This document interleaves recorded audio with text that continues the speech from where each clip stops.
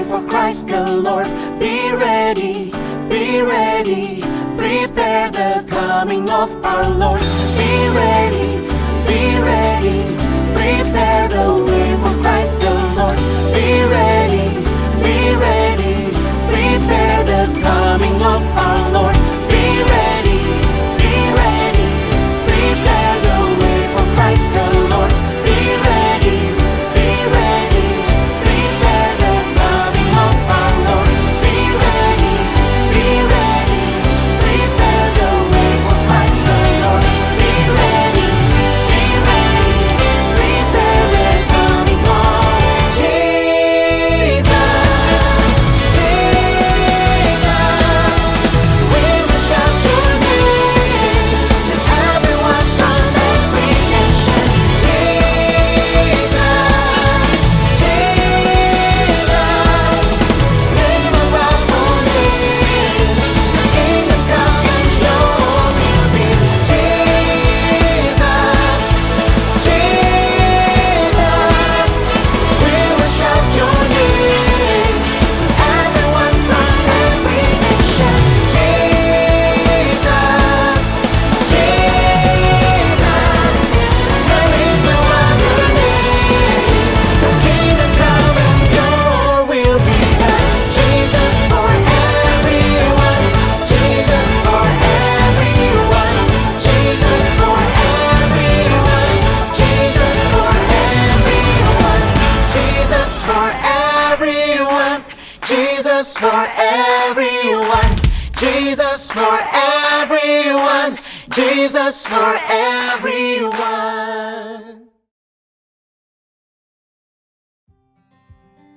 Shalom saudara, kita sebagai orang percaya pasti sering mendengar bahwa Tuhan Yesus segera datang. Saya berharap saudara tidak bosan mendengar statement ini, karena dalam VOP kali ini, kita akan sama-sama membahas mengapa kita perlu mendengar pesan kedatangan Tuhan Yesus yang kedua kali sebagai Raja. Seorang teolog Pentakosta yang bernama Stephen Jackland menyebutkan bahwa doktrin kedatangan Tuhan Yesus adalah denyut nadi dari kegerakan Pentakosta. Pemahaman bahwa Tuhan Yesus akan segera datang inilah yang juga menjadi salah satu faktor mengapa kegerakan Pentakosta berkembang secara luar biasa. Dari sekitar 58 juta jiwa pada tahun 1970, berkembang menjadi sekitar 635 juta jiwa di seluruh dunia pada tahun 2020. Kita juga harus merasakan rasa kesegeraan bahwa Tuhan Yesus benar-benar segera datang, dan kita memang hidup di akhir daripada akhir zaman. Rasul Yohanes juga menekankan rasa kesegeraan ini. Dalam Wahyu pasal yang pertama, ayat yang pertama dan yang ketiga, saudara akan melihat kata-kata harus segera terjadi, dan waktunya sudah dekat. Bayangkan, kitab Wahyu dibuka dengan sebuah sense of urgency. Bukan hanya di awal kitab Wahyu, tetapi kalau saudara membaca pasal terakhir, ada 3 kali Tuhan Yesus berkata, "Aku datang segera." Sebagaimana terdapat pada pasal yang ke-22, ayat yang ke-7, 12, dan yang ke-20.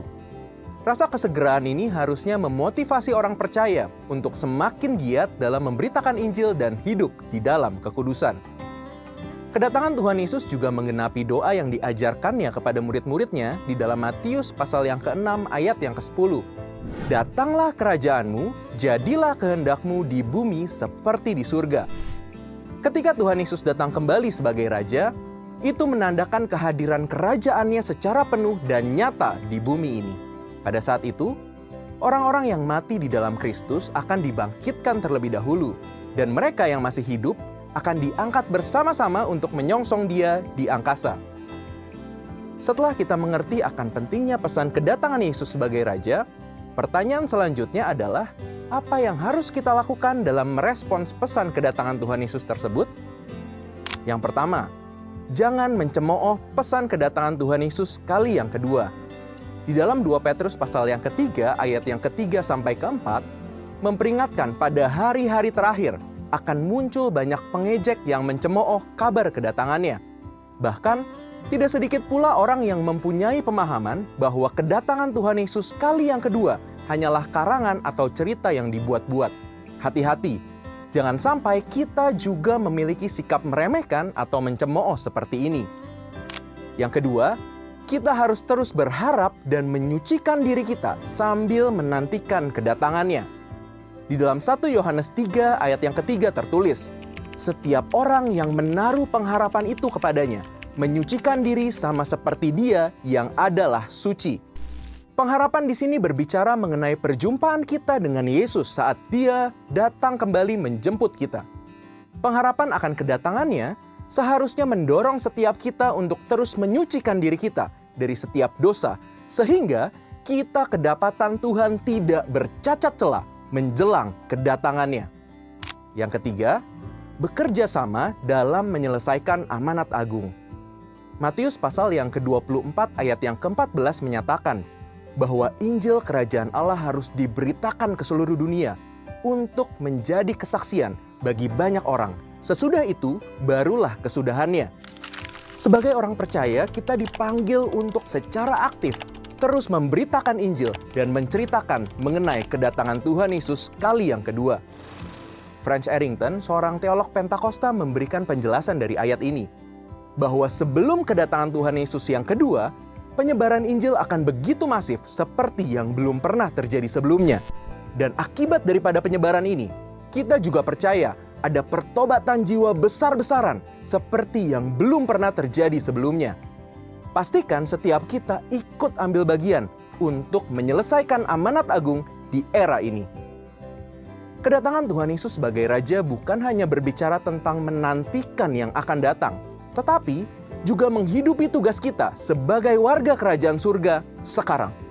Maka dari itu, sudah menjadi bagian kita untuk menghadirkan realitas kerajaan Allah di bumi saat ini. Gereja dan setiap orang percaya dipanggil untuk pekerjaan ini, yaitu untuk mendeklarasikan dan menunjukkan kuasa dan kasih Allah di dunia ini. Kita dipanggil untuk hidup dengan penuh pengharapan dan kesiapan sambil terus bekerja untuk kerajaan Allah. Marilah kita berkata seperti Yohanes merespon, "Amin, datanglah Tuhan Yesus, Maranatha." Saudara, untuk penjelasan lebih lengkap dari tim teologi kami, silahkan buka link yang ada di atas atau scan QR Code yang tersedia. Tuhan Yesus memberkati.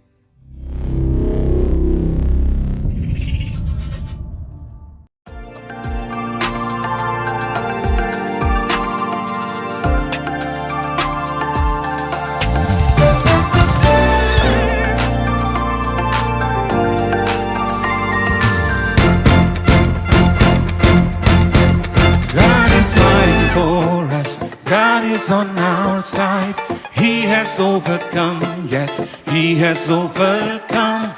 We will not be shaken, we will not be moved. Jesus, you are King.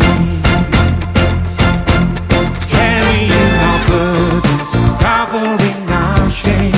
He has overcome, yes, He has overcome. We will not be shaken, we will not be moved. Jesus, you are King. I will live, I will not die. The resurrection power of Christ alive in me, and I am free in Jesus' name.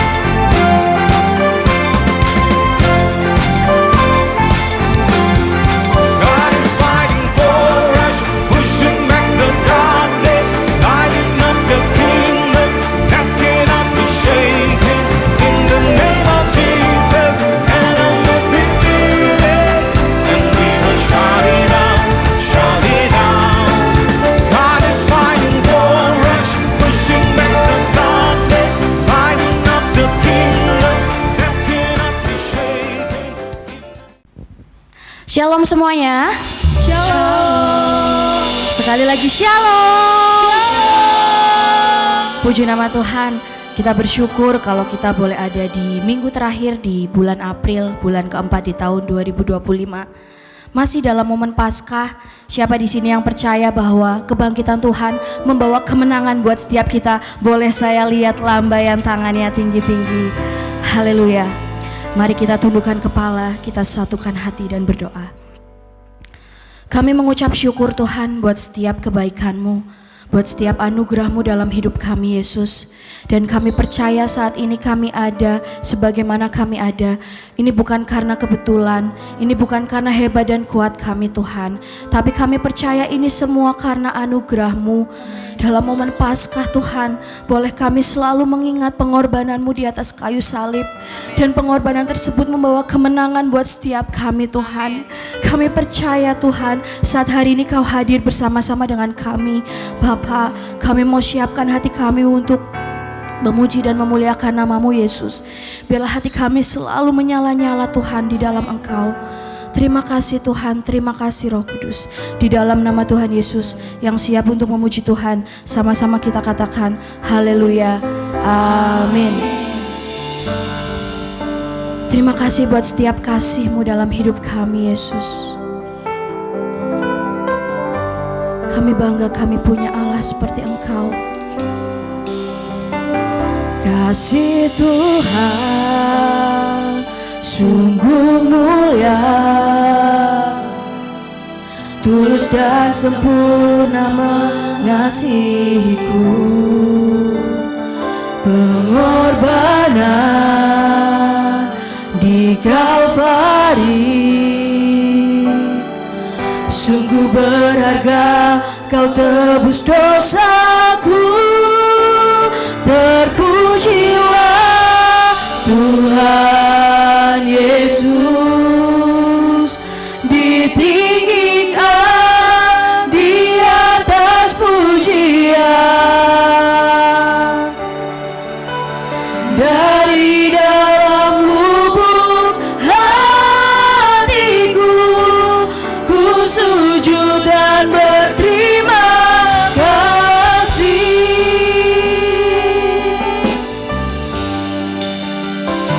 Kasih Tuhan tak bersyarat, tak seperti cinta yang ada di dunia. Selalu memberi lebih dari yang layak ku terima di hidupku. Terpujilah Tuhan Yesus, ditinggikan di atas pujian. Dari dalam lubuk hatiku, ku sujud dan berterima kasih. Terpujilah Tuhan Yesus, ditinggikan di atas pujian. Dari dalam lubuk hatiku, ku sujud dan berterima kasih. Saya undang semuanya untuk bangkit berdiri. Kasih Tuhan tak bersyarat, tak seperti cinta yang ada di dunia. Selalu memberi lebih dari yang layak ku terima di hidupku. Terpujilah Tuhan Yesus, ditinggikan di atas pujian. Dari dalam lubuk hatiku,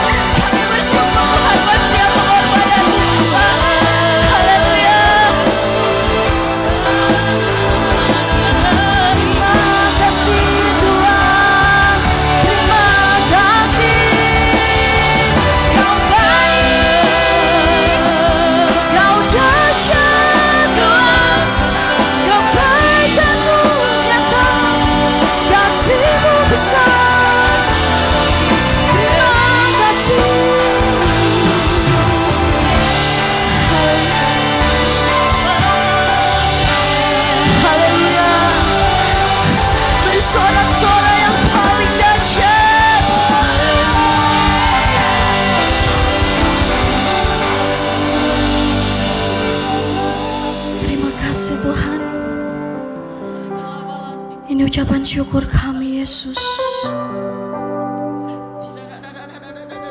Kami ucapkan dari dalam lubuk hati kami Yesus. Terima kasih. Terpujilah Tuhan Yesus, ditinggikan di atas pujian.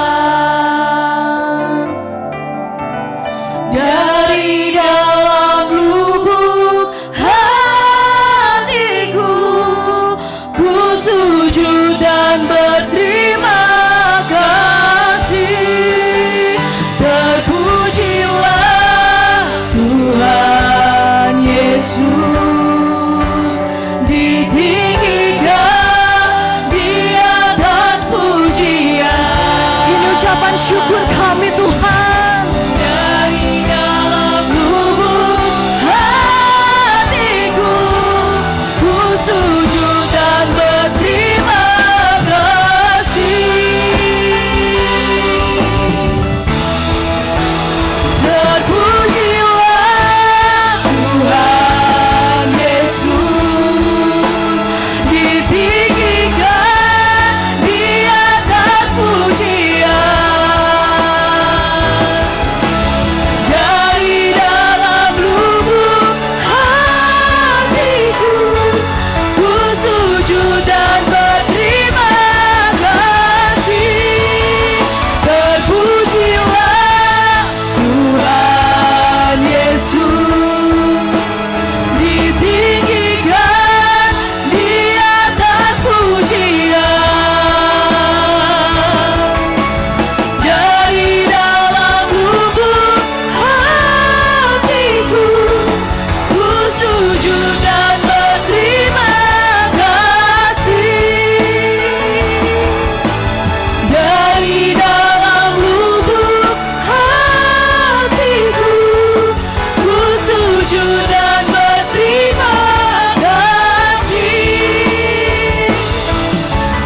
Dari dalam lubuk hatiku, ku sujud dan berterima kasih. Beri sorak-sorai yang paling dahsyat. Terima kasih Tuhan. Sekali lagi shalom semuanya. Shalom. Siapa di sini yang percaya bahwa Tuhan Yesus adalah sumber kekuatan dan sumber kemenangan? Boleh tos samping kanan kirinya. Haleluya. Kita mau memuji Tuhan bersama-sama.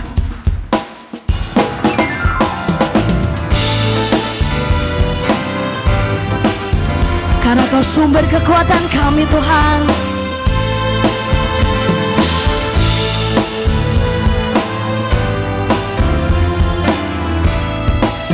Kita katakan, meskipun musuh di depanku, rintangan menghadang langkah, ku tahu sungguh Engkau bersamaku.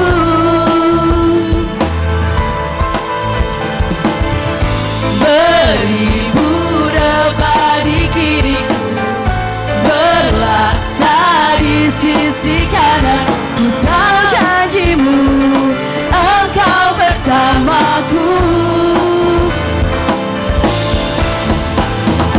Takkan pernah goyah keyakinanku pada dirimu, Yesus Tuhanku. Tiada yang seperti dirimu, Kaulah kuatku, kebanggaanku, gunung batu dan keselamatanku. Kuat tanganmu, perlindunganmu, Kaulah Allah, sumber kemenanganku. Kita mau pujikan lagu ini dari awal. Katakan bersama. Meskipun musuh di depanku, rintangan menghadang langkah, ku tahu sungguh Engkau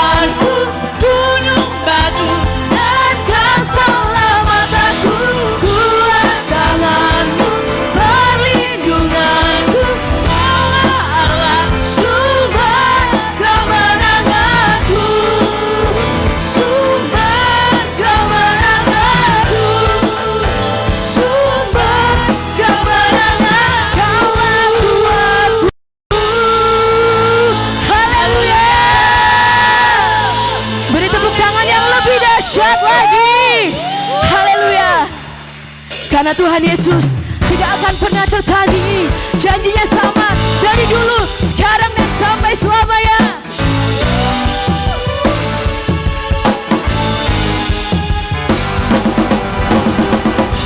Kita mau bersyukur karena Tuhan Yesus sudah memberikan kemenangan buat setiap kita.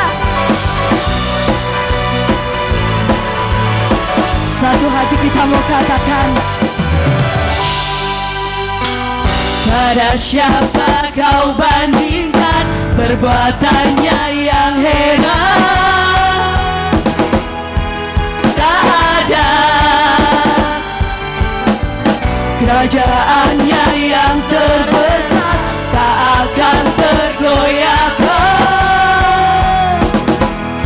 Semua musuh pun gemetar mendengar namamu Tuhan. Sorak kemenangan, sungguh tak tertandingi. Tak ada yang setara denganmu. Hanya Yesus Tuhanlah yang terhebat, jauh melebihi dari penguasa di dunia. Kerajaanmu kekal.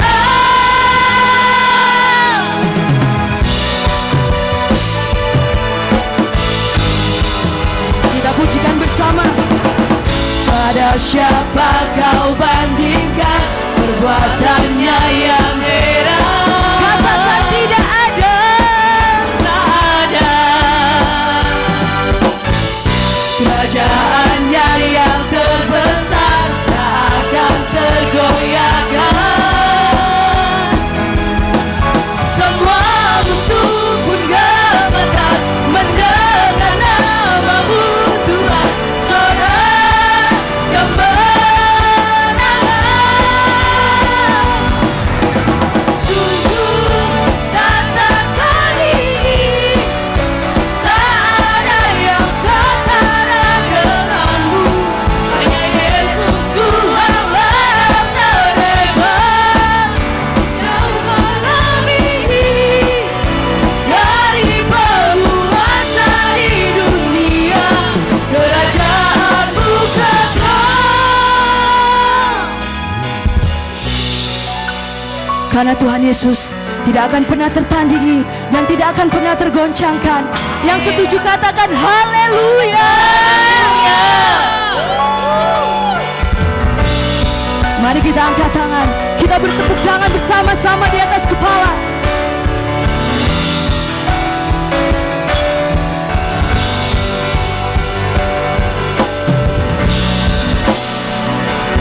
Bersyukur buat setiap kemenangan yang Tuhan Kau berikan buat kami Tuhan.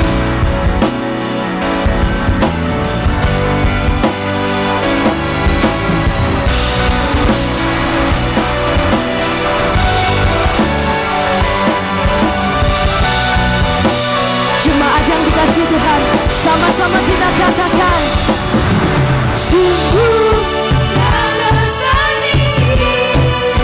Tak ada yang setara denganmu. Hanya Yesus Tuhanlah yang terhebat, jauh melebihi dari penguasa di dunia. Kerajaanmu kekal, sungguh tak tertandingi. Tak ada yang setara denganmu. Hanya Yesus Tuhanlah yang terhebat, jauh melebihi dari penguasa di dunia. Kerajaanmu kekal.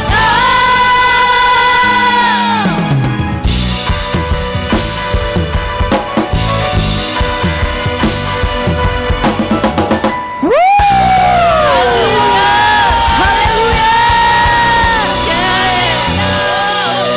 Sebelum kita duduk, boleh kasih tos lagi ke samping kanan kirinya, katakan Tuhan Yesus baik. Haleluya. Saya persilakan jemaat duduk kembali. Kita akan bersatu di dalam doa syafaat. Bapa yang kami kenal di dalam nama Tuhan Yesus, kami mengucap syukur pagi hari ini. Kami ada kembali di tempat ini untuk bersama-sama beribadah kepadamu. Kami sungguh-sungguh mengucap syukur karena Tuhan tidak pernah meninggalkan kami. Sehingga selama 1 minggu ini Tuhan, kami sudah melewatinya dengan baik. Dan kami kembali bertemu dengan saudara seiman kami di tempat ini. Ini semua karena kasih kemurahan Tuhan, berkat Tuhan yang luar biasa untuk setiap kami. Bapak, saat pagi hari ini kami naikkan syafaat-syafaat kami kepadamu Tuhan. Kami berdoa memberkati para pemimpin-pemimpin rohani kami. Tuhan memberkati Bapak Pendeta Rubin Adi Abraham. Tuhan memberkati Bapak Pendeta Andreas Budi Utomo. Tuhan memberkati Bapak Pendeta Abednego Rasdi. Dan Tuhan juga memberkati Bapak Gembala kami, Bapak Kartomuyo Sarjono. Demikian juga Gembala Pembina kami, Bapak Insinyur Niko Nyotora Harjo, dan juga Ibu Pendeta Mulyanti Suwarna. Tuhan, kami mengangkat tangan kami. Berkat Tuhan turun atas para pemimpin dan gembala pembina kami Tuhan. Mari Bapak Engkau terus memberikan marifat-Mu, pengetahuan-pengetahuan-Mu. Dan terus Tuhan pakai dengan luar biasa. Dimanapun Tuhan hamba-hamba-Mu Engkau tempatkan. Mari Bapak Engkau yang akan terus urus mereka. Kalau Tuhan sudah menempatkan di tempat-tempat itu Tuhan. Dan kami terlalu yakin berkat Tuhan, perawatan Tuhan selalu ada buat para pemimpin dan gembala kami. Terima kasih Bapak, kami juga mengucap syukur Tuhan. 5 generasi yang Tuhan sudah percayakan kepada Bapak Ibu Gembala kami. Tuhan, kami mengucap syukur apapun yang terjadi di gereja kami Tuhan. 5 generasi Tuhan, dari anak-anak sampai ke lansia. Berkat Tuhan turut melimpas atas setiap kami Tuhan. Akan apa yang kami alami saat ini Tuhan. Kalau kami Tuhan ada yang dalam sakit penyakit Tuhan, kami mengangkat tangan kami punya Allah yang luar biasa. Terus iman kami ada di dalam Engkau. Segala sakit penyakit Tuhan sudah tanggung di kayu salib. Dan anak-anak-Mu Tuhan di tempat ini yang saat ini dalam sakit penyakit apapun itu Tuhan, kami perkatakan dengan tegas, tubuh kami bukan sarang penyakit. Tubuh kami bukan sarang penyakit. Tubuh kami adalah tubuh Kristus di mana Tuhan sudah tebus kami. Karena itu Tuhan, sakit penyakit apapun Tuhan yang dokter sudah katakan sudah memvonis yang terberat sekalipun, hanya di dalam nama Yesus bilur-bilur-Mu yang akan menyembuhkan seluruh jemaat di tempat ini. Kami sehat, kami kuat, kami segar di dalam Tuhan. Kami juga berdoa untuk jemaat-Mu Tuhan yang saat ini dalam permasalahan. Masalah ekonomi, masalah anak-anak, masalah rumah tangga, masalah dengan tetangga, apapun Tuhan yang saat ini kami hadapi, kami terus beriman di dalam Engkau, terus mengendalikan kekuatan di dalam Engkau, bahwa Tuhan akan menyelesaikannya buat kami. Karena itu Bapak, kami juga mengucap syukur Tuhan, biarlah 5 generasi di tempat ini terus ada dalam pemeliharaan Tuhan yang sempurna. Tuhan, kami juga berdoa Tuhan untuk pekerjaan Tuhan di tempat ini Tuhan. Untuk anak-anak-Mu yang sudah terlibat dalam pelayanan, apapun yang sudah kami ambil untuk pelayanan di tempat ini Tuhan. Kalau kami melayani Engkau, kami tidak mau karena kami ingin dilihat orang. Kami tidak mau karena kami ingin orang memuji kami. Tapi kami mau melayani Engkau karena kami punya Allah yang luar biasa, yang layak kami layani. Karena itu Tuhan, setiap kami anak-anak-Mu yang terlibat dalam pelayanan ini Tuhan, terus Tuhan sempurnakan sehingga pelayanan kami menjadi berkat bagi jemaat di tempat ini, bahkan bagi sekitar kami Tuhan.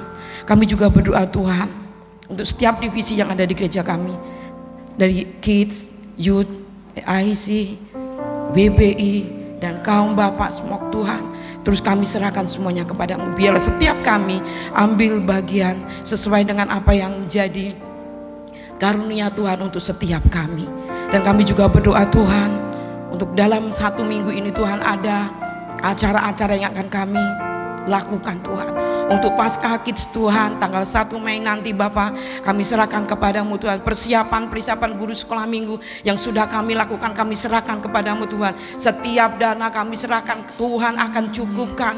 Tuhan juga akan berkati, urapi seluruh guru sekolah minggu, bahkan Pak Bayu yang akan membawakan panggung boneka. Tuhan, urapi dari sekarang setiap guru-guru sekolah minggu ini Tuhan, sehingga kami mempersiapkan yang terbaik.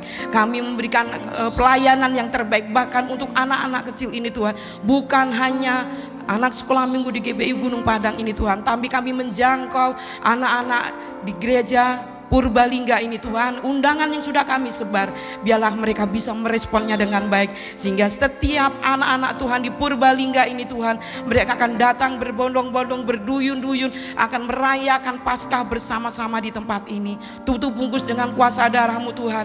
Setiap cuaca Tuhan berikan cuaca yang terbaik. Jam 9 pagi akan kamu mulai, dan Tuhan akan menyelesaikannya dengan baik untuk setiap kami Tuhan.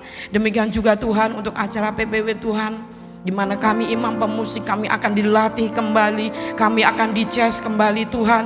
Biarlah setiap kami yang sudah ambil bagian dalam imam pemusik ini, Tuhan yang akan urapi kami, sehingga kami punya waktu untuk kami terus belajar. Kami tidak bangga dengan apa yang sudah kami capai, tapi kami punya hati seorang hamba yang terus kami mau untuk dididik lebih lagi Tuhan. Terima kasih Bapa. Kami juga berdoa memberkati bangsa dan negara kami.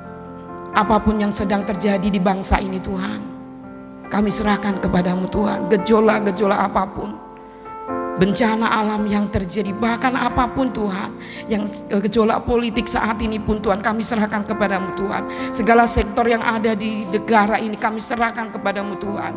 Negara kami perkatakan Indonesia penuh dengan kemuliaan-Mu. Indonesia adalah Indonesia yang sehat, Indonesia yang merdeka, bangsa yang besar. Dan bangga Tuhan, Indonesia Tuhan akan terus Tuhan pulihkan, sehingga keadaan saat ini yang sedang tidak baik-baik saja Tuhan, kami tahu matamu tertuju kepada bangsa Indonesia, kepada presiden, wakil presiden, seluruh menteri, wakil-wakil rakyat yang ada, semuanya dari pusat sampai daerah. Tutup bungkus dengan kuasa darah-Mu, sehingga mereka bekerja sesuai dengan apa yang mereka ambil komitmen dari awal, bukan untuk kepentingan golongan, bukan untuk kepentingan partai, tapi untuk kepentingan rakyat Indonesia.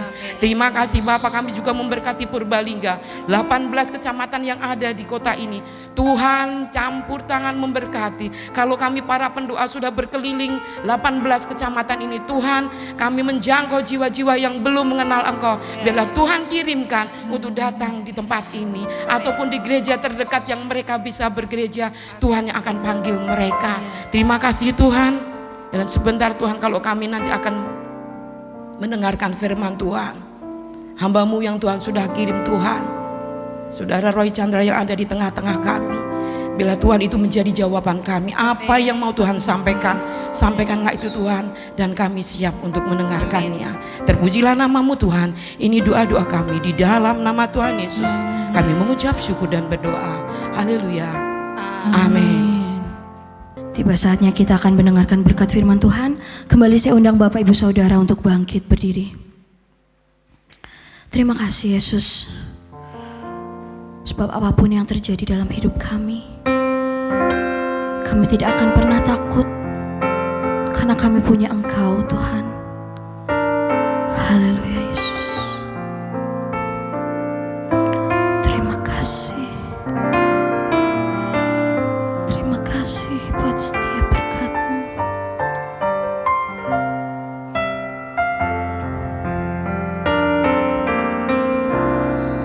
Ku tidak takut, sebab Kau besertaku. Ku tidak bimbang, sebab Engkau Allahku. Engkau meneguhkanku, bahkan menolongku.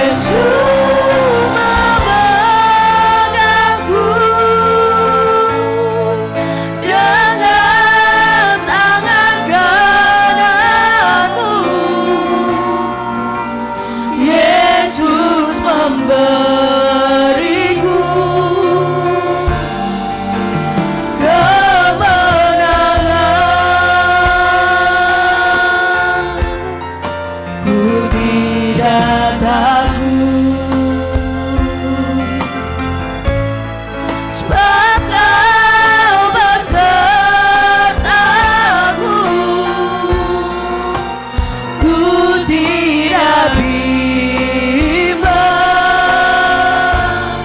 sebab Engkau Allahku. Engkau meneguhkanku, bahkan menolongku. Kau batu karangku, Yesus Tuhan. Yesus memegangku dengan tangan kananmu. Yesus memberiku kemenangan. Yesus memegangku dengan tangan kananmu. Yesus memberiku kemenangan. Yesus memegangku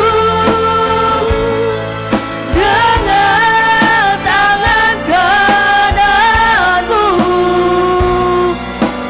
Yesus memberiku kemenangan. kemenangan. Oh, Yesus memegangku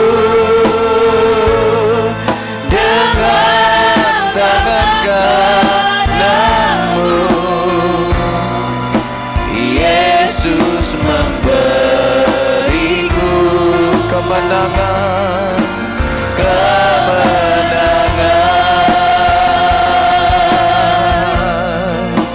Yesus memberiku. Mari katakan kemenangan.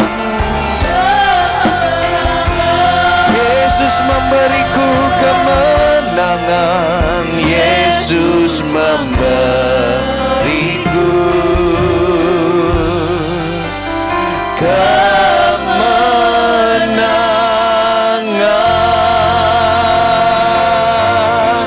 Mari kita berikan sorak-sorai tepuk tangan bagi Allah kita. Dia yang telah menang dan menjadikan kita lebih daripada pemenang di dalam Dia. Sorak-sorai buat Allah kita. Haleluya. Terima kasih Tuhan. Terima kasih ya Tuhan. Kami bersyukur untuk apa yang Tuhan kerjakan dalam kehidupan kami. Engkau telah menang dan Kau menjadikan kami umat yang lebih daripada pemenang di dalam Engkau ya Tuhan. Terima kasih ya Bapa. Apapun yang sedang kami alami pagi hari ini, biarkan kami tetap percaya bahwa di dalam Tuhan kami Yesus Kristus ada kemenangan demi kemenangan yang tersedia bagi setiap kami. Terima kasih Bapa, terima kasih. Saat ini kami mau ambil bagian kami yang terbaik untuk duduk diam, dengar-dengaran akan apa yang menjadi kebenaran firman Tuhan, dan bicaralah buat kami semua. Hanya di dalam nama Tuhan Yesus. Siapa kita yang siap dengar firman Tuhan, sama-sama kita katakan amin. Tepuk tangan buat Allah kita, saudaraku. Dan tepuk tangan juga buat teman-teman yang melayani hari ini. Kasih tepuk tangan apresiasi buat mereka, luar biasa. Silakan duduk Bapak Ibu saudara sekalian. Terima kasih tim pujian penyembahan, multimedia dan semua yang melayani hari ini. Mereka sangat luar biasa, berkati kita semua. Baik, selamat pagi semuanya, shalom. Senang bisa ada kembali bersama dengan Bapak Ibu, saudara-saudari sekalian. Dan tentu saya mengucapkan terima kasih untuk kesempatan yang diberikan bisa melayani untuk Bapak Ibu Gembala dan seluruh staf pengembalaan dan juga jemaat Tuhan di tempat ini. Baik, hari ini masih dalam nuansa Paskah, oleh karena itu tidak ada salahnya saya mengucapkan selamat Paskah buat kita semua. Amin, saudara. Kita percaya bahwa Kristus telah menang dan menjadikan kita umat yang lebih daripada pemenang di dalam Tuhan kita. Dan tema hari ini, saya akan membawakan satu tema tentang ku menang. Sudah banyak kita ingin jadi umat yang menang dan lebih daripada pemenang, lambaikan tangan kita. Katakan sama-sama, ku menang. Katakan kepada kanan kiri, kamu juga menang. Lebih daripada pemenang di dalam Tuhan. Haleluya. Bapak Ibu Saudara yang terkasih, setiap orang dalam hidup itu memiliki tantangan. Tantangan yang kita akan hadapi dalam kehidupan ini. Dan setiap orang tidak ingin ketika menghadapi tantangan itu dia kalah. Ada di antara kita Bapak Ibu Saudara yang sedang menghadapi tantangan kehidupan, dan kemudian ketika kita menghadapi yang kita inginkan hanya kekalahan. Angkat tangan Saudara. Kalau saya sih nggak mau angkat tangan Saudara.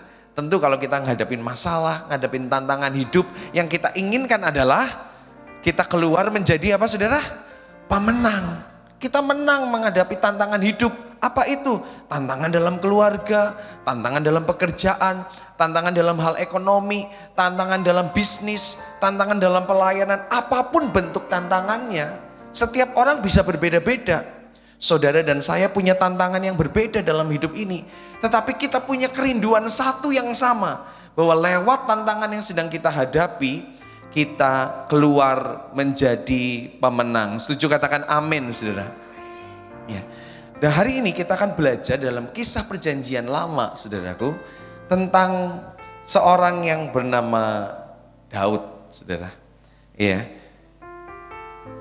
Nah Saudara, kalau Saudara lihat gambar di belakang ini, Saudara pasti akan tahu kisah ini. Kita belajar atau tahu kisah ini sejak kita dari sekolah minggu. Tentang siapa? Pertempuran antara Daud dan Goliat. Kita berkata, kita pasti tahu di bayang pikiran kita, Daud orang yang kecil, imut-imut, Goliat orang yang besar, saudaraku, raksasa. Dan kemudian happy endingnya adalah, ya, Goliat kalah. Tapi saudara, kalau kita baca dan renungkan dengan seksama, saudaraku, bagaimana Daud mengalahkan Goliat, mengalahkan raksasa dalam kehidupannya, maka kita akan melihat ada sudut pandang yang menarik sekali dari kisah pertempuran Daud melawan Goliat. Nah mari saudaraku, saya mengajak saudara membuka 1 Samuel 17 ayat 1 sampai yang ke-11.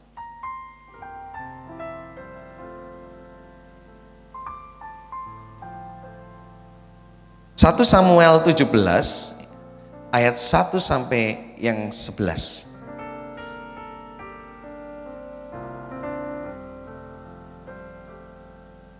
Sebentar. Nah, mari kita baca sama-sama saudaraku ya. Ayat ini, 11 ayat kita baca sama-sama. 2, 3. Orang Filistin mengumpulkan tentaranya untuk berperang. Mereka berkumpul di Soko yang di tanah Yehuda dan berkemah antara Soko dan Aseka di Efes Damim. Saul dan orang-orang Israel juga berkumpul dan berkemah di lembah Tarbantin. Mereka mengatur barisan perangnya berhadapan dengan orang Filistin. Ayat 3, orang Filistin berdiri di bukit sebelah sini dan orang Israel berdiri di bukit sebelah sana, dan lembah ada di antara mereka. Lalu tampillah keluar seorang pendekar dari tentara orang Filistin, namanya Goliat dari Gad, tingginya 6 hasta sejengkal. Ketopong tembaga ada di kepalanya, dan dia memakai baju sirah yang bersisik. Berat baju sirah ini 5.000 shikal tembaga. Ia memakai penutup kaki dari tembaga, dan di bahunya ia memanggul lembing tembaga. 7. Gagang tombaknya seperti pesa tukang tenun, dan mata tombaknya itu 600 shikal besi beratnya, dan seorang pembawa perisai berjalan di depannya. 8. Ia berdiri dan berseru kepada barisan Israel, katanya kepada mereka, mengapa kamu keluar untuk mengatur barisan perangmu? Bukankah aku seorang Filistin dan kamu adalah hamba Saul, pilihlah bagimu seorang, dan biarlah ia turun mendapatkan daku. Jika ia dapat berperang melawan aku dan mengalahkan aku, maka kami akan menjadi hambamu. Tetapi jika aku dapat mengungguli dia dan mengalahkannya, maka kamu akan menjadi hamba kami dan takluk kepada kami. 10. Pula kata orang Filistin itu, aku menantang hari ini barisan Israel. Berikanlah kepadaku seorang supaya kami berperang seorang lawan seorang. Ketika Saul dan segenap orang Israel mendengar perkataan orang Filistin itu, apa saudara? Maka cemaslah hati mereka dan sangat ketakutan. Saudara, orang Israel saat itu dihadapkan dengan orang Filistin atau orang Gad yang namanya Goliat, saudara. Tinggi besar, saudara. Nah, uniknya, lucunya saudaraku, ternyata kondisi saat mereka berperang, di satu sisi, di satu bukit itu berdiri Goliat dan orang-orang Filistin. Di sisi yang lain ada orang-orang Israel dan pasukannya. Di tengahnya itu ada lembah. Nah, saudaraku, tiba-tiba Goliat menantang untuk lawan satu, saudaraku. Iya, Goliat mewakili Filistin, dan kemudian Goliat meneriakkan kepada Saul dan para pengikutnya untuk tunjuk satu orang, ayo lawan satu. Nah, saudaraku, apa yang terjadi? Ternyata ketika momen ini, peristiwa ini, saudaraku, Saul dan segenap orang Israel yang mendengar perkataan orang Filistin itu, di ayat 11 dikatakan gini, mereka cemas dan mereka sangat ketakutan. Mendengar tantangan dari Goliat dan orang Filistin, orang Israel itu gemetar, orang Israel itu takut, saudara. Dan apa yang terjadi kalau saudara baca ayat-ayat selanjutnya, maka gini, setiap hari, ya, kemudian gini, baris, orang Filistin baris di bukit sebelah sini, orang Israel baris di bukit sebelah sini, dan kemudian apa? Hanya baris, saudara. Gak terjadi peperangan apapun.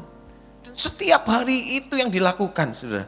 Tidak ada satupun orang dari bangsa Israel yang berani maju dan menghadapi orang Filistin ini, khususnya Goliat. Tidak ada, saudaraku. Nah, saudara, ketika saya merenungkan apa yang terjadi dalam 1 Samuel 17 ayat 1 sampai 11 ini, saudara. Bukankah seringkali kita seperti itu? Kita ini orang percaya, kita seringkali diperhadapkan dengan Goliat dalam kehidupan kita. Belum lagi kita tadi melihat di ayat demi ayat bagaimana postur tubuh Goliat. Ya, 6 hasta tingginya. Belum selain tinggi besar, saudaraku, ternyata gini, dia pakai baju sirah perang yang luar biasa. Pakai penutup kepala, pakai baju sirah, senjatanya seperti apa. Nah, ternyata penampakan Goliat itu membuat orang Israel itu menjadi cemas dan khawatir, takut, saudara. Bisa enggak ya aku kalahin dia? Dia udah posturnya besar, dia pakai senjata yang lengkap, pasti sulit dikalahkan. Sehingga apa? Mereka kemudian menjadi cemas hati dan mereka menjadi takut. Bukankah dalam hidup kita seperti orang-orang Israel ini, saudara? Kita menghadapi Goliat dalam kehidupan kita yang tinggi besar, berpakaian perang lengkap, saudaraku, kita kecut hati.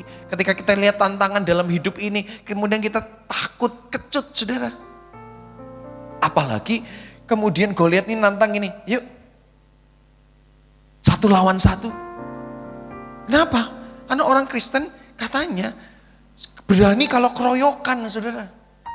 Coba kalau kita di gereja, wah, ya tadi ya, ku menang, haleluya, kita menang, amin, amin. Keluar hari Minggu, saudara, hari Senin, aduh pusing, aduh gimana besok, ya, gimana bisnisku besok, gimana hidupku besok. Tapi kalau di gereja, ku menang, yes. Tapi keluar kita kecut, saudara, kita tawar hati. Padahal gini, praktek iman kita bukan di hari Minggu jam 8 sampai jam setengah 10 nanti, saudara.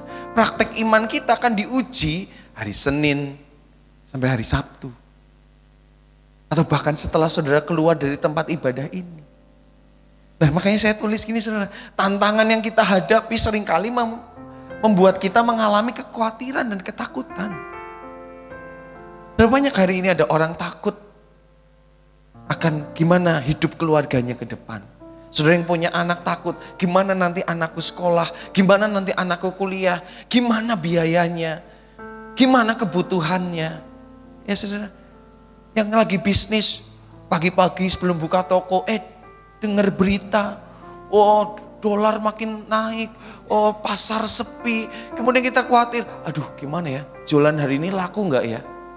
Kemudian baru buka toko, sejam 2 jam gak ada yang beli. Oh makin terkonfirmasi, bener kan situasinya lagi jelek kan? Bener kan gak laku kan? Bener kan sepi? Apalagi sampai 3 jam setelah toko buka gak ada yang beli satupun. Loh bener, berarti hari ini gak ada berkat. Hari ini gak ada pelanggan, yuk kita tutup aja. Padahal begitu ditutup tokonya, ada 1 atau 2 orang yang mau borong dagangan saudara. Tapi kita seringkali kecut hati, cemas, takut saudara dalam hidup ini. Kenapa? Karena tantangan yang kita hadapi. Saudara, saya mau katakan gini, tidak ada satupun hal baik yang dihasilkan dari kekhawatiran dan ketakutan. Yang setuju katakan amin saudara. Dalam perjanjian baru dikatakan gini, kekhawatiran tidak akan menambah sehasta saja dari umur kita, dari hidup kita. Artinya apa? Firman Tuhan jelas menjelaskan. Itu ada di Matius pasal yang ke-6 kalau tidak salah, tentang hal kekhawatiran hidup. Bahwa kekhawatiran kita tidak akan menambah sehasta dari hidup kita, saudara. Artinya apa? Jelas ditegaskan, tidak ada manfaat yang baik dari kekhawatiran dan ketakutan. Amin saudara. Siapa yang setuju dengan statement ini? Tidak ada hal baik yang dihasilkan dari kekhawatiran dan ketakutan. Yang setuju lambaikan tangan saudara. Amin saudara. Pertanyaannya, kalau saudara setuju tidak ada yang baik dari ketakutan dan kekhawatiran, kenapa hidup kita sampai hari ini masih dikuasai dengan ketakutan dan kekhawatiran? Loh saudara, gini saudara, kalau saudara baca cerita tentang, ini saya sedikit sampaikan, tentang Yesus menyampaikan jangan takut, jangan khawatir, ya burung di udara Tuhan pelihara dan lain sebagainya. Ternyata yang dimaksudkan dengan ketakutan dan kekhawatiran itu adalah seperti ini saudara. Bukan perasaan takut dan khawatir yang sekedar lewat. Karena manusia itu kan punya tubuh, jiwa dan roh. Di dalam jiwa itu kan ada pikiran, perasaan dan kehendak. Nah pikiran dan perasaan seringkali merespon dengan apa yang terjadi di luar tubuh kita. Makanya muncul perasaan takut, khawatir, senang, marah, sedih dan lain sebagainya. Itu respon dari apa yang ada di luar dan kemudian menghampiri hidup kita. Bukan itu saudara yang dimaksud oleh Yesus. Yang dimaksud oleh Yesus jangan takut dan khawatir adalah hal-hal negatif, ketakutankah, kekhawatirankah, perasaan-perasaan negatif itu yang kemudian gini menguasai kehidupan kita dan membuat kita tidak bisa move on, tidak bisa berpikir jernih, tidak bisa beraktivitas. Berapa banyak saudara lihat orang yang takut, khawatir sampai dikuasai dengan ketakutan, kekhawatiran, munculnya apa saudara? Sakit, migrain, saudara, apalagi insomnia, tidak bisa tidur. Jam 4 pagi baru tidur, kenapa? Mikir masalah. Kenapa? Dikuasai kekhawatiran dan ketakutan. Ambil keputusan tidak tepat saudara. Justru keputusan-keputusan yang dihasilkan menghancurkan kehidupan kita. Kenapa? Dikuasai oleh ketakutan dan kekhawatiran. Tapi kabar baiknya, kita percaya janji Tuhan membawa kepada kita kemenangan. Amin. Amin saudara. Sebenarnya kita mau, apapun tantangannya, kita hidup dalam janji kemenangan. Lambaikan tangan saudara. Nah, kita akan bahas bagaimana kita menang. Hari ini kita akan belajar bersama-sama bagaimana kita menang atas tantangan kehidupan yang kita hadapi dalam kehidupan kita. Oke, kita baca 1 Samuel 17 ayat 37. Kita baca sama-sama ayat ini, saudara. 1, 2, 3. Pula kata Daud, Tuhan yang telah melepaskan aku dari cakar singa dan dari cakar beruang, Dia juga akan melepaskan aku dari tangan orang Filistin itu. Kata Saul kepada Daud, pergilah, Tuhan menyertai engkau. Nah saudara, kalau saudara baca 1 Samuel 17 ayat 12 sampai 39, itu di mana momen di mana Daud itu ada di medan pertempuran. Ya. Antara orang Israel dan orang Filistin. Daud itu ada di medan pertempuran, sebenarnya bukan mau perang, saudara. Ya, bukan mau perang. Ya.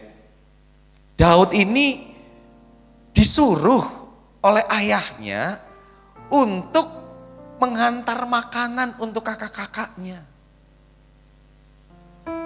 Mengantar makanan untuk kakak-kakaknya. Nah kemudian ketika Daud ini bawa makanan untuk kakak-kakaknya yang sedang ada di medan pertempuran, saudaraku, maka dia melihat situasi peperangan itu. Tadi di sisi sebelah sini orang Filistin dengan Goliat, di sisi sebelah sini orang Israel. Tapi gini, mereka semua tuh diem-dieman, saudara. Lihat-lihatan. Saudara pernah lihat film perang, saudara? Ada saudara film perang terus berdiri rapi di sini, satu lagi berdiri rapi di sebelah sana, terus diem, saudara. Nggak ngapa-ngapain. Menurut saudara itu perang bukan, saudara? Ya, lirik-lirikan itu, saudara ya. Setiap hari seperti itu. Ya. Nah kemudian saudara, Daud ini dengar bahwa orang Filistin ini mencemooh bangsa Israel dan mencemooh Allah. Makanya gini, dia nggak terima, saudaraku. Ya kan? Daud marah dalam artian gini, dia nggak terima apa ya perlakuan orang Filistin kepada bangsa Israel ini, dan kemudian dia mau menantang Goliat itu. Semua kaget, jaga lo mulutmu, ya, kaget saudaraku. Lah, kita tahu apa pekerjaan Daud, mengembalakan kambing domba yang jumlahnya hanya 2-3 ekor. Tapi saudara tahukah, ternyata Daud saat mengembalakan kambing domba itu, yang menjadi lawannya dia adalah singa dan beruang. Bahkan dikatakan bahwa seringkali dia menghadapi singa beruang dan kemudian apa? Justru dia lawan itu dia robek gitu, saudara. Nah, saudara, yang kita belajar dari kisah ini adalah, saudara, Daud ini percaya kalau selama dia menggembalakan, Tuhan menyertai dia, Tuhan berikan kepada dia kekuatan untuk menghadapi singa dan beruang. Maka gini, dia pede, dia percaya diri bahwa kalau Goliat pun dia bisa hadapi, saudara. Keyakinan apa, saudara? Keyakinan bahwa selama Daud hidup, dia melihat tangan penyertaan Tuhan menolong. Dia tahu bahwa tangan penyertaan Tuhan memberikan kekuatan. Poin yang pertama, saudara, yang kita mau belajar adalah percaya bahwa Tuhan itu menyertai saudara dan saya. Kalau dulu Tuhan tolong, saudara, percaya nggak hari ini Tuhan tolong? Amin. Percaya besok Tuhan tolong? Tapi seringkali beberapa orang dulu sudah ditolong Tuhan, masalahnya berat. Kemudian saat menghadapi tantangan hidup lagi, kemudian kita, mana sih Tuhan? Seolah-olah kita sudah lupa apa yang Tuhan sudah lakukan dulu kepada hidup kita. Saudara, saya mau katakan seperti ini. Penyertaan Tuhan adalah jaminan bahwa setiap tantangan akan berakhir dengan apa, saudara? Kemenangan. Bukan kekalahan, saudara. Oleh karena itu, saudara, bukankah kita ada hari ini, kita kuat sampai hari ini, itu karena penyertaan Tuhan, amin. Saudara, saya bisa berdiri hari ini, sungguh kalau saya boleh kesaksian, bukan karena kekuatan saya, saudara. Kalau dipikir hanya dengan kekuatan manusia, waduh, saya hari ini nggak ada di sini. Kenapa? Saya ngalamin dari dalam di hidup saya ini, saudara, momen-momen di mana rasanya gini, dipikir secara manusia, gak ada harapan untuk hidup, saudara. Saya tidak tahu apakah sudah ada yang dengar. Waktu kecil, ya, waktu mau lahir, saudara, di dalam kandungan, mama saya beradu nyawa. Dokter bilang, ini ibunya yang selamat, anaknya meninggal, anaknya selamat, ibunya meninggal, atau dua-duanya meninggal, saudara. Kasih karunia Tuhan, kita berdua selamat. Itu usia balita, saudaraku. Mama ke gereja, antar ke gereja bareng-bareng, terus kasih minum sambil dengar firman seperti ini, ngasih minum susu. Begitu dilihat ternyata susunya itu penuh dengan belatung, saudara. Saya keracunan. Aduh, semua khawatir karena muntah-muntah terus, balita, saudara. Ya. Akhirnya emak saya seorang pendoa, saudara. Dia kumpulkan teman-teman pendoanya di gereja, dia berdoa semalaman. Minta kasih karunia. Nah, Tuhan lewatkan, saudara. Saya sembuh, saya pulih. Saudara. Nah, saudara, saya lihat dalam hidup saya bahwa penyertaan Tuhan itu nyata. Makanya gini, saya selalu menanamkan dalam hidup saya, kasih karunia dan penyertaan Tuhan ini tidak boleh disia-siakan dalam hidup ini. Karena Tuhan itu selalu menyertai kita. Setuju, katakan amin, saudara. Ada lagu seperti ini berkata, penyertaanmu sempurna, rancanganmu penuh damai, aman dan sejahtera, walau di tengah badai. Ingin ku selalu bersama, rasakan keindahan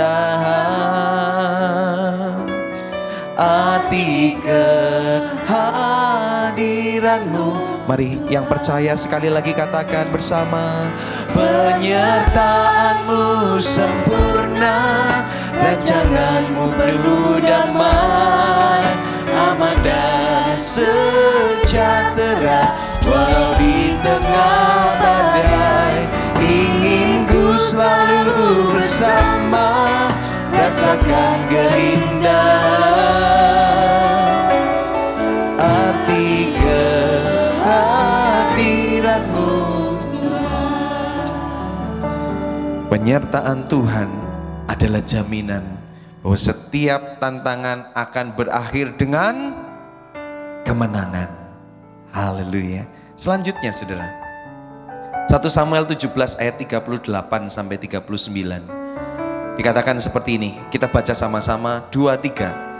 Lalu Saul mengenakan baju perangnya kepada Daud, ditaruhnya ketopong tembaga di kepalanya, dan dikenakannya baju sirah kepadanya. Lalu Daud mengikatkan pedangnya di luar baju perangnya, kemudian ia berikhtiar berjalan, sebab belum pernah dicobanya. Maka berkatalah Daud kepada Saul, aku tidak dapat berjalan dengan memakai ini, sebab belum pernah aku mencobanya. Kemudian apa, saudara? Dia menanggalkannya. Nah, saudara, kemudian kita tahu bahwa Daud ini akan berhadapan dengan orang Filistin, yaitu dengan Goliat ini, saudara. Ya, karena nggak ada satupun orang Israel yang berani menghadapi Goliat. Oke, ketika Saul tahu niat dari Daud, maka Saul mengenakan baju perang seperti orang layaknya berperang, saudaraku. Dipakaikan ketopong, dipakaikan baju sirah, saudaraku. Tapi kemudian diikatkan pedang pada luar baju perangnya. Tapi kemudian Daud ini malah mencopotnya, saudara. Daud ini malah mencopotnya. Dia berkata sama Saul, Raja Saul, kalau aku pakai baju seperti ini, aku gak bisa jalan. Karena aku belum pernah coba. Ya memang dasarnya dia bukan prajurit perang, saudara. Kemudian apa yang dikatakan, yang dilakukan Daud? Dia menanggalkan baju perang itu. Dan kita tahu, saudara, apa yang Daud pilih, saudara? Apa yang Daud pilih saudara? Dia ambil kerikil dan pakai umban saudara. Ya. Atau mungkin kita kenal di sini bahasanya ketapel saudaraku. Ya, bahasa Alkitab tuh umban saudara. Nah saudara, pelajaran apa yang kedua? Kalau kita menghadapi tantangan dalam hidup ini, berpikirlah untuk kreatif saudara. Itu poin yang kedua. Berpikirlah untuk kreatif. Berpikir kreatif itu seperti apa saudara? Berpikir kreatif adalah melihat apa yang orang lain lihat, tetapi memikirkan apa yang tidak pernah mereka pikirkan. Saudara, Saul, orang Israel dan Daud melihat Goliat yang sama. Sekali lagi, berpikir kreatif adalah melihat apa yang orang lain lihat. Oke, yang dilihat Saul, orang Israel dan Daud apa saudara? Goliat yang sama, tantangan yang sama, masalah yang sama. Tetapi yang dipikirkan Saul dan bangsa Israel dengan Daud itu berbeda. Saul dan orang Israel atau prajurit perang berpikir gini, cara mengalahkan Goliat adalah dengan memakai baju perang yang terbaik, berperang, menghunuskan pedang kepada Goliat dan mengalahkannya. Tapi saudara, Daud melihat tantangan yang sama, tapi dia berpikir berbeda. Enggak deh, aku kalahin dia, enggak pakai baju perang seperti prajurit pada umumnya. Saudaraku. Nah saudara, apa yang kita pelajari dari sini saudara? Yang dipelajari dari sini adalah kita diajak untuk ini, berpikir out of the box saudara. Berpikir gak biasa-biasa. Saudara, hari ini saudaraku, saudara tahu dalam dunia bisnis saudara, bisnis satu demi satu mulai berguguran. Satu waktu ada orang datang sama saya, satu pengusaha di Purwokerto, bukan orang Kristen ya saudara. Nah kemudian dia pengen sharing, dia teman dari Katolik. Kenapa saudara? Kemudian saudaraku, dia punya masalah. Dan kemudian dia gini, saya pengen didoain pelepasan. Saya kaget saudara. Saya itu kan ya hamba Tuhan kan harusnya bisa pelayanan apapun. Tapi gini, emang dia terikat dengan kuasa kegelapan apa ya saudara? Kemudian cerita, kenapa? Ternyata dia sharing tokonya itu sepi saudara. Ya, sejak pandemi.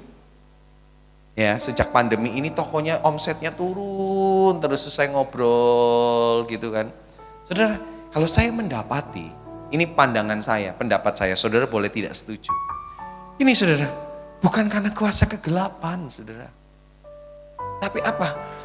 Orang ini masih melakukan cara-cara konvensional atau cara-cara yang dilakukan dulu saudaraku untuk berbisnis di era yang lebih modern saat ini.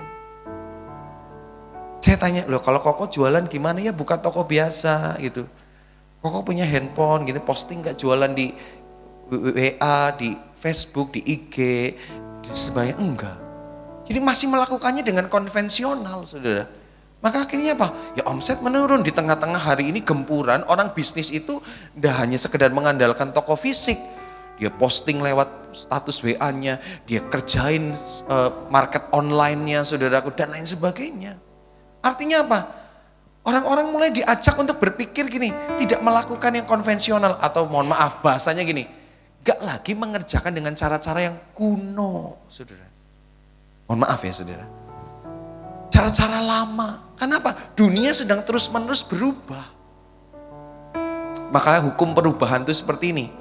Kita ikut perubahan atau gini, kita berselancar di atas perubahan itu, artinya beradaptasi dengan perubahan itu, atau kita tergulung oleh perubahan itu dan kemudian kita kalah, saudara. Nah makanya di sini jangan anti dengan sesuatu yang kemudian gini, tidak di luar atau di luar kebiasaan, jangan anti, saudara. Iya. Saudara mungkin gak nyaman dengan hal itu, tapi gini, beradaptasilah. Bukankah masa pandemi mengajarkan kita bahwa kita tidak bisa ada di satu situasi yang seperti itu terus. Ya, di Purwokerto, ini saya cerita di Purwokerto, beberapa jemaat ngerasa nggak nyaman. Kenapa? Ibadah mesti online. Bahkan ada satu pendoa, saudaraku, ini saya dengar sendiri, yang dia mesti perlu beli handphone baru, supaya apa? Bisa Zoom, saudara. Karena handphonenya itu masih monokrom, cuma bisa telepon, SMS, saudara. Sedangkan semua kemudian beralih kepada apa? WA, ya, kemudian Instagram, Zoom, ibadah online via YouTube, saudara. Nah, saudara, tantangan yang sedang dihadapi itu makin besar, saudara. Nah, saudara, belajarlah dari seorang yang namanya Daud. Daud hidup ribuan tahun lalu, saudara. Tapi ketika dia menghadapi tantangan, semua melihat tantangan yang sama, tapi punya cara pikir yang beda. Enggak lah. Oke, kalau kamu mau lawan Goliat pakai baju perang, ya itu urusanmu. Tapi enggak. Kenapa? Karena di ayat 40 dikatakan, Daud mengambil tongkatnya di tangannya, dipilih dari dasar sungai 5 batu yang licin, ditaruh dalam kantung gembala yang dibawanya, yakni tempat batu-batu, sedang umban dipegang di tangannya. Demikian dia mendekati orang Filistin itu. Daud menghadapi Goliat bukan dengan baju perang. Tapi dia cuma pakai tongkat, dia bawa tongkat, bawa 5 batu yang licin, ditaruh di kantung, dan kemudian gini saudara, dia pegang umban di tangannya, dia hadapin Goliat. Orang yang saat itu biasa perang mungkin ngomong gini, hah Daud, kamu ngadepin raksasa pakai itu? Hah, mati kamu. Tapi kita tahu kan kisah akhirnya, Daud menang saudara, pakai cara yang tidak biasa. Nah, berpikir kreatif itu gini, memakai cara yang tidak biasa, saudara. Terkadang dalam hidup yang biasa-biasa saja, itu tidak akan menyelesaikan masalah. Ini saya cerita dari sisi orang yang usaha, saudara. Saya punya teman, itu buka toko di Bumiayu, saudara. Omsetnya terus menurun, apalagi di tengah-tengah gempuran sekarang teknologi dan perkembangan luar biasa. Dan orang tuanya juga sudah berumur, saudara. Dia cerita ke anaknya ini teman saya, sama-sama pelayanan di Purwokerto. Kemudian dia take over, apa yang sudah dia lakukan? Dia memasukkan hal-hal yang kekinian, ya, pembukuan yang lebih modern, komputerisasi dan lain sebagainya. Apa yang terjadi saudaraku? Dari omset yang menurun, tiba-tiba rebound lagi saudara. Saudara mungkin gini, Pak Pendeta, saya ini orang sederhana, tidak bisa apa-apa, saudara. Loh, saudara bisa yang saya katakan berpikir kreatif bukan berarti gini, saudara gak punya dipaksakan, enggak saudara. Sekarang siapa sih yang gak punya handphone? Betul saudara? Coba bisa angkat handphone saudara. Ya, bisa angkat handphone saudara. Ya, saya katakan kepada jemaat di Kroya gini, loh ibu bisa masak? Bisa, masakan ibu enak loh. Kenapa nggak posting di story WA? Hari ini 3 hari lagi saya open PO masakan babi hong. Wah gitu kan. Dia masakannya enak saudara. Kenapa saya ngomong, kenapa ibu nggak seperti itu? Lakukan seperti itu. Loh, daripada statusnya galau-galau saudara. Ya kan? Nyindir-nyindir sebelah gitu kan. Kenapa nggak kita pakai untuk ini? Sesuatu yang menyelesaikan masalah dalam hidup kita. Saudara curhat di status WA gak akan menyelesaikan masalah saudara. Mari berpikirlah apa yang saya bisa lakukan. Dengan ini kita bisa menghadapi tantangan. Maksudnya apa? Saudara kalau menghadapi tantangan masalah ekonomi, saudara bisa jual, masak sesuatu, jual, ya, posting lewat WA kita. Sekarang dunia makin modern, saudara ingin tempat ini dipenuhi dengan jiwa-jiwa, amin. Daripada pasang status WA galau, pasanglah flyer hari ini. Kemudian tulis statusnya, mari kita beribadah bersama-sama di GBI Gunung Padang Purbalingga. Terima kasih ya. Iya kan? Kita berpikir sesuatu yang gak pernah dipikirkan orang lain. Tentu banyak saudara kalau kita mau bahas ini. Tapi mari saudara, seringkali kita melihat tantangan yang sama, tetapi Berapa sedikit orang yang memikirkan di luar dari kebiasaan. Yang terakhir, saudara. 1 Samuel 17 ayat 45 dikatakan gini. Tetapi Daud berkata kepada orang Filistin itu, engkau mendatangi aku dengan pedang dan tombak dan lembing, tetapi aku mendatangi engkau dengan nama Tuhan semesta alam, Allah segala barisan Israel yang kau tantang itu, saudara. Yang terakhir adalah bertindak dengan iman, saudara. Pada akhirnya Daud berhadap-hadapan, saudara, dengan tadi bahwa 5 batu dari dasar sungai, tongkat gembala, dan kemudian saudara umban. Saudara, itu tahu, wah Goliat marah besar, saudara. Apa? Kamu datangi aku dengan cara seperti itu? Anjingkah aku? Marah, karena dia ingin yang menghadapi dia, ya sama levelnya, pakai baju perang, gagah, saudara. Didatengin sama gembala, saudara. Tapi gini, Daud yakin, kalaupun gini, dia menghadapi bukan dengan kekuatan dia, tetapi gini, dengan nama Tuhan semesta alam, Allah segala barisan Israel yang kau tantang. Dia nggak kecut mundur, saudara. Dia maju tetap, saudara. Ini gambaran dari gini, apapun tantangannya, bertindaklah dengan iman, saudara. Bertindaklah dengan iman. Saudara, yang Tuhan rindukan dari kehidupan saudara bukan hanya hati yang percaya, tapi juga langkah kaki yang berani berjalan dalam iman. Saudara, di dalam perjanjian baru dikatakan seperti ini, iman tanpa perbuatan apa, saudara? Apa? Mati, kosong, sia-sia. Tiap minggu kita dibangun imannya, saudara. Tapi bagian saudara keluar dari tempat ini, keluar dari goal, saudara melangkah dengan iman. Bertindak dengan iman. Gak kemudian hanya amin, amin, amin, amin. Tapi setelah itu gak lakukan apapun. Mari melangkahlah dengan iman, saudara. Lakukan, saudara. Loh, kalau nanti tidak berhasil gimana? Evaluasi, bangkit, lakukan lagi, saudara. Kadangkala, saudaraku, ketika kita melakukan sesuatu dan kemudian rasanya gagal atau tidak menghasilkan sesuatu, kita berpikir bahwa ya sudahlah, gagal gitu. Tapi kadang-kadang gini, Tuhan menguji iman kita dan hati kita. Nah, oleh karena itu, saudara, mari melangkahlah dengan iman. Apa sih iman itu, saudara? Nah, ini, saudara, iman itu bukan gini, yakin Tuhan mengerjakan, cukup titik itu.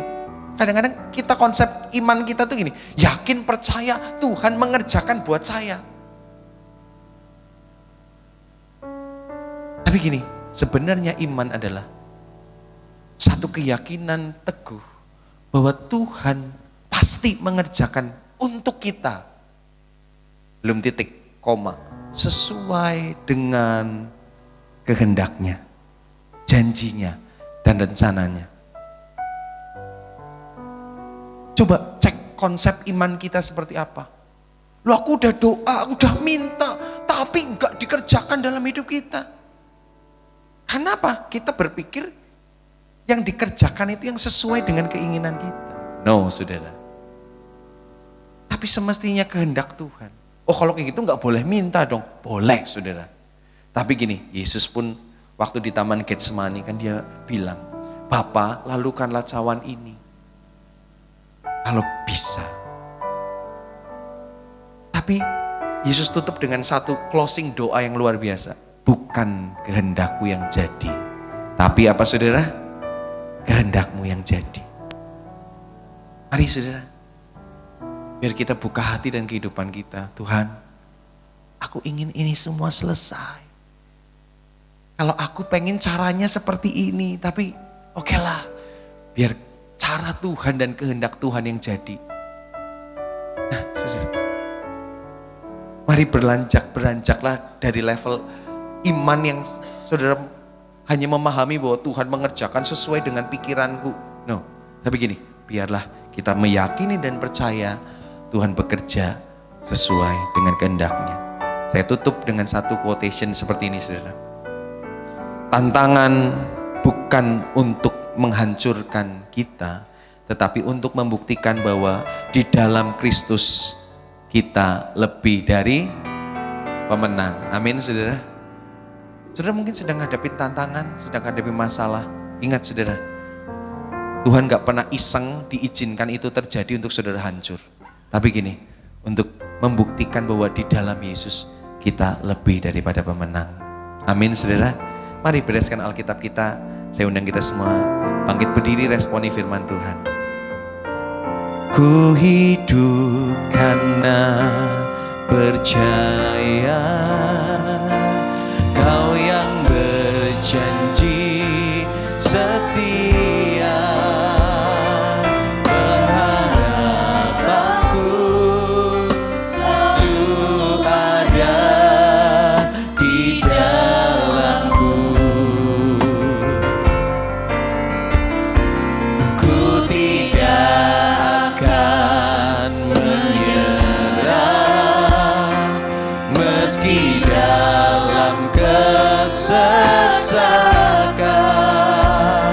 Seluruh hidupku dalam genggaman-Mu.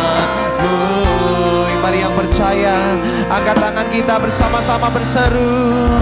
Aku punya Tuhan yang besar, yang telah berjanji dan sanggup menggenapi. Imanku bersepakat percaya padanya. Ku terima sekarang kemenangannya. Mari saudara, pagi hari ini yang percaya, angkat tanganmu, berseru katakan. Aku punya Tuhan yang besar, yang telah berjanji menggenapi. Imanku bersepakat percaya kuasa-Nya. Ku terima sekarang.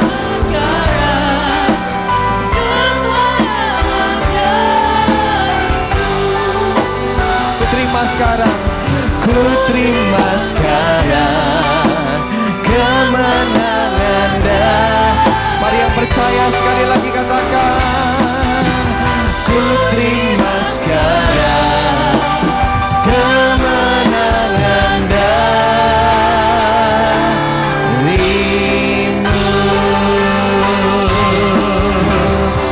Amin ya Tuhan. Terima kasih. Firman telah diberitakan hari ini. Tantangan hidup bukan untuk membuat kami kalah, membuat kami hancur. Tapi apa yang kami hadapi hari ini untuk membuktikan bahwa di dalam Kristus kami adalah umat-umat pemenang, bahkan lebih daripada pemenang.